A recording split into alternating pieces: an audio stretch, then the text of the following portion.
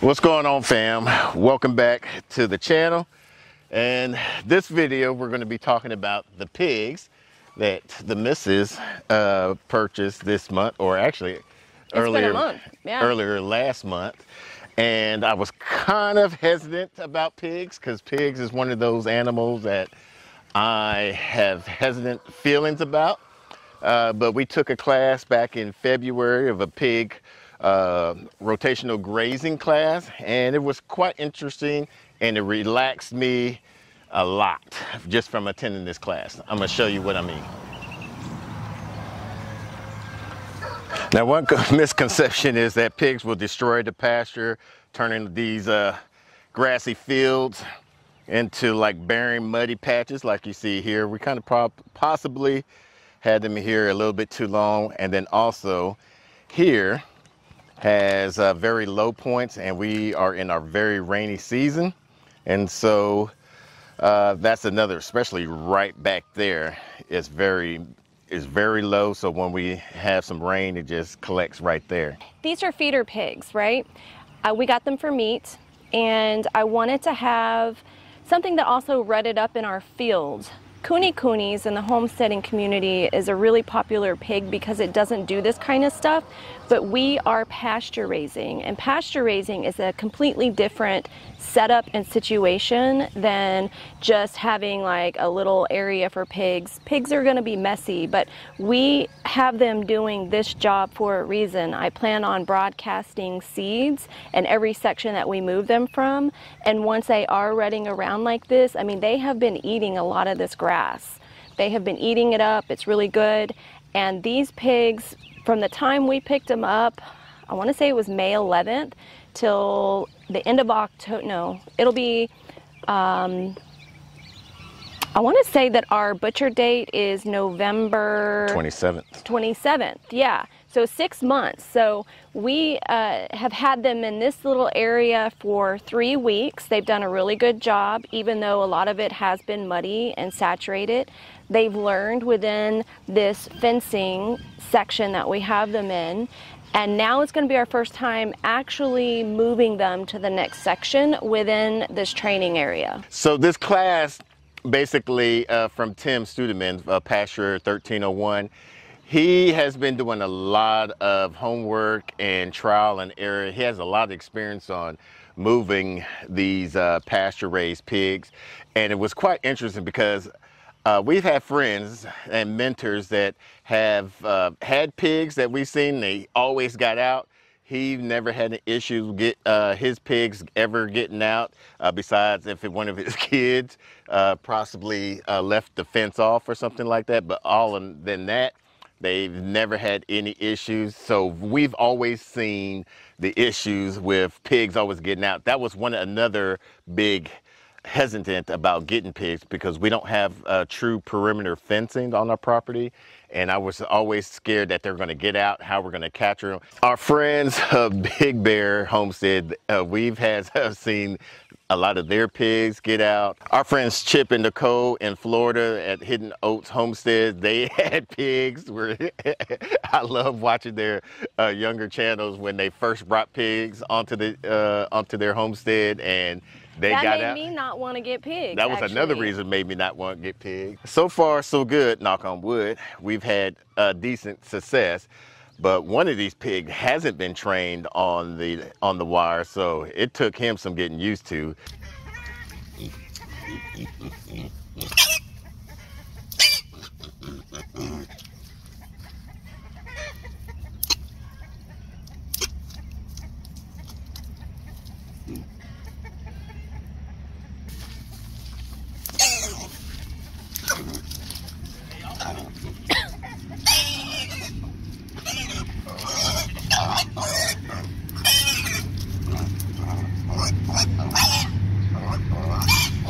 They have very, very quickly respected the line. Yeah. They like looking at the edges of their area. The grass is very thick on the line because they don't want to touch it. Yeah. So Tim, he showed us his way of moving them, and it's very genius and so simple. I'm surprised a lot of people don't do this, but he has like T-posts, in each one of the corners.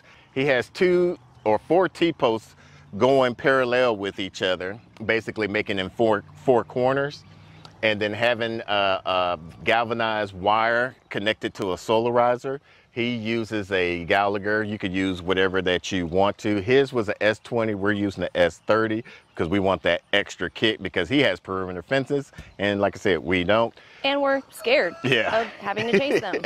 And another thing, what we're doing is putting this sheet netting, turbo sheet netting, as an extra barrier for these pigs.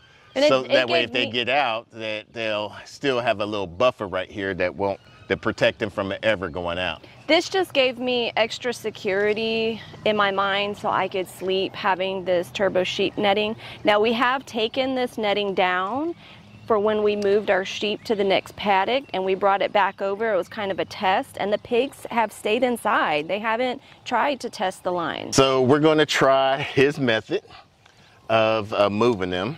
It's, like I said, it's very easy the way he did it. He just basically had 2 gate hooks connected to the parallel lines that's being charged up. He'll have some feed out into the corner where he's going to move them to, release the hooks, and then they'll just walk right across, and then he'll basically kind of like a domino effect with them. Hi, piggies. You're like, you've been ignoring me this whole time. For a reason. Piggy. I know. I see you.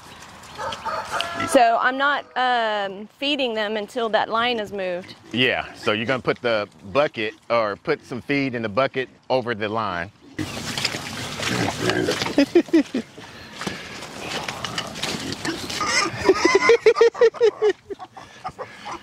I know. Oh, baby. Should I walk over there? No. Huh? You don't. It's up to you. Unhook that one.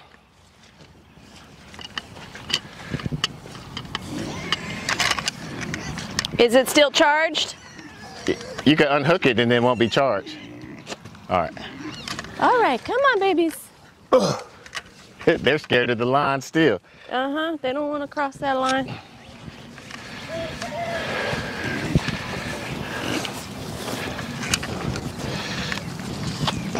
Come on, babies. Pick. Come on. You coming? They are so scared.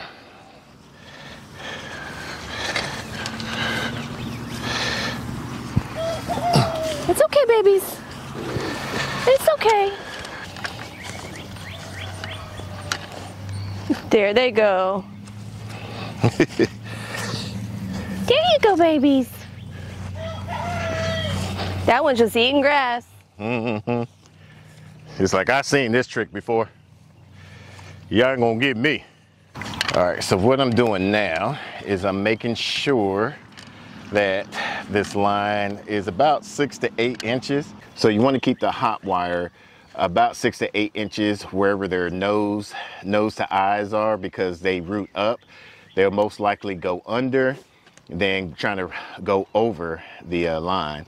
And they, as you can see, they was very hesitant about coming over there, because they're very smart animals, probably one of the smartest animals you're going to raise on your homestead. And they know that that wire does not feel good.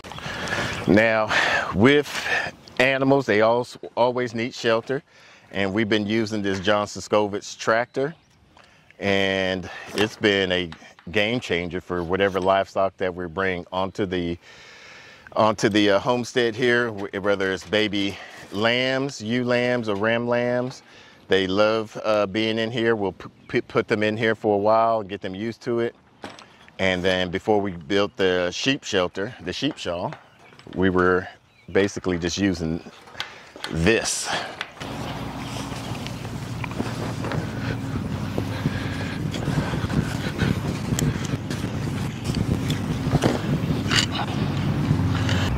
So, and these insulators are easy to adjust. You can loosen them up and raise them So that's good. As the pigs get bigger, we can raise them up from there. It doesn't touch the rebar. It doesn't allow the wire to touch the rebar, so that's great. I'm going to straighten this line out and then move that line over there to where we had it at previously, and weed eat some of this grass off of this line so it don't short out the solar riser. The pigs is another one of our livestock that we are going to be rotational grazing along with the rest of our animals. And the reason why we wanted to do this is, one, it's going to help improve our soil health. Another reason is going to help reduce the pests and the diseases and pathogens that's already possibly in the soil from the previous owners, and it's going to allow these pigs to be a lot healthier and a lot happier roaming around and just pasture raised throughout this grass. We very intentionally follow them behind areas that we know we had our sheep. Right now, with our pasture raising program that we have our sheep's leading, our American breast going behind them, and now the pigs coming, because the pigs are going to just like mix that really good fertilizer from the sheep into the soil, and that's really what our soil needs. And then along with their poop, so you have a biodiversity of poops from our poultry, our sheep, and now our pigs. Is just going to improve the soil quality of what's already into the soil. As you can see, some of this soil here is just very clayish and just holds too much water, and so that's one of our goals now, is to improve our soil. Mr. Naked Gardener now wants to broadcast some pasture-raised seeds or some various seeds. What seeds? Well, what I really want to do is, in that saturated area we just moved them from, they really rutted some areas out, so I kind of want to spread out some melons, some pumpkins, stuff like that, because we have an excess of seeds from our hoarding of stuff that we are probably not going to grow. But this would be a great experiment for us, because we're not leading these pigs back this area except towards the end, because we are near our fence. So the end of their life cycle, they're going to be coming back towards that, and I think I'll let them have like a heyday with all of that. Now, another thing about this Pig 101 class that we attended, it helped me feel a lot better about moving them, like I said previously. And it's just, just seeing how simple it is. I mean, just moving these two strands. And now all we have to do is just hone down on seeing how the grass is, and hopefully by the time they get bigger, we'll possibly be able to keep a more eye on them, because right now Tim, he had like 8 pigs in one section, so I'm not sure if we need to either shorten up the paddock, make the paddock a little bit smaller, and keep a better eye on it, but who knows? For those that do pasture-raised pigs, comment down below, find out, let us know, and any other people that are watching in the comments, see how many pigs that you raise, what's the size of your paddock, and how often you rotate them from there. And honestly, seeing a successful setup like what Tim had gave me a lot of confidence on an animal that I have been very afraid of, very verbal about that for the first few years. And this really is the last major animal that we're going to welcome onto our property. The pigs were like the last thing for us, and now it's just going to be perfecting the systems that we have in place and learning and pivoting from our mistakes, from what we're learning. But I do like seeing how easy it was. I am very surprised at how quickly the pigs warmed up to me. They really like me. They come up. They like to be petted. Right now they're rooting up a section because they're in this new area, so they got this food buffet going on. And you could just hear them chomping down on the grass, the root system, and maybe it's just long tap roots of the grass. I mean, they have feed. Maybe we need to cut down on their feed more. Who knows? Or maybe just give them like 1 scoop until they finish that. We try to feed them twice a day, once in the morning and once in the evening. As a beginner, I'm really starting to understand why there's differing opinions on how much to feed pigs. I think a lot of that has to do with how you're raising them. I am finding that our pigs, because we're pasture raising them, don't require what normal confined pigs need. I love seeing our pigs be pigs on grass and not concrete. A lot of people have it in their mind that the setups, commercial setups with concrete and pigs on concrete is something really nice and clean, and I don't know, seeing how much fun they have being pigs, rolling in the mud, eating up and rutting, it gives me a lot of joy to just see them be pigs. Once again, attending this class showed how much easy it is to set up and everything. It's a lot, wouldn't you agree, it's a lot easier moving the line and then with the fencing, whether it's the sheep or the poultry netting? I am very excited about this fencing setup because it is so easy to move. Now, I have set it up to be a little bit more of a chore for me because I am or have been insecure about just letting them be in this line by itself.